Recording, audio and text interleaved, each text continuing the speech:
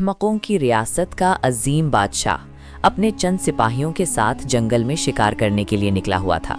शिकार करते करते बादशाह की नज़र एक खूबसूरत हुस्न की देवी जैसी लड़की पर पड़ती है, जो जंगल में लकड़ियां जमा करके अपनी गधी पर डालने में लगी होती है।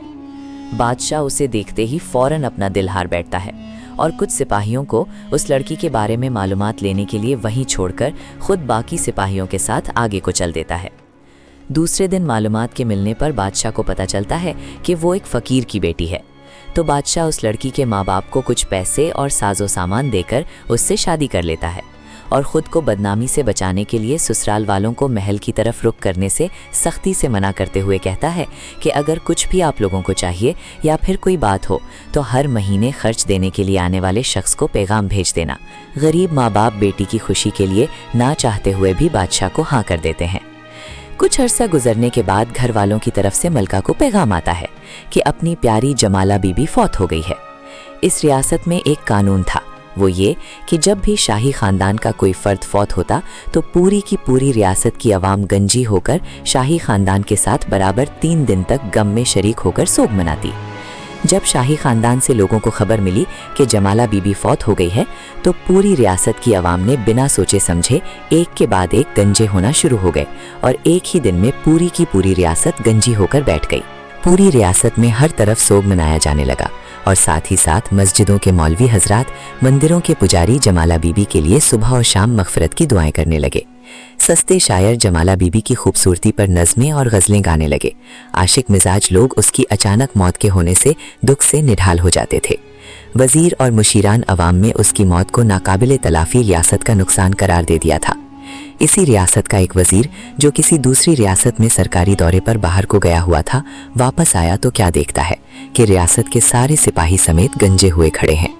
रस्मी सलाम दुआ के बाद जब वजीर कोतवाल से पूछता है कि भाई बादशाह सलामत का कौन सा रिश्तेदार फौत हो गया है, तो कोतवाल गमगीन सा मुंह बनाते हुए कहा, जनाब जमाला बीबी। तो वजीर ने ये सुनकर कहा, बहुत अफसोस हुआ, मगर इसका बादशाह सलामत के साथ रिश्ता क्या था? तो कोतवाल ने कहा, जनाब हम जैसे नौकर लोगों को क्या पता, बस हमें तो जैसे ही शाही दरबार से खबर मिली तो फिर हमने बगैर देर किए बाल कटाने की दौड़ में लग गए। जब वजीर वहां से गवर्नर हाउस पहुंचा तो वहां पर भी गवर्नर समेत इस्तकबाल के लिए आया हुआ तमाम अमला गंजा हुआ खड़ा था। गवर्नर से सलाम दुआ करने के बाद उससे भी वजीर ने वही सवाल पूछा कि जनाब ये जमाला बीबी बादशाह सलामत की क्या लगती थी, क्योंकि अभी मुझे बादशाह सलामत से जाकर ताज़ियत भी करनी है।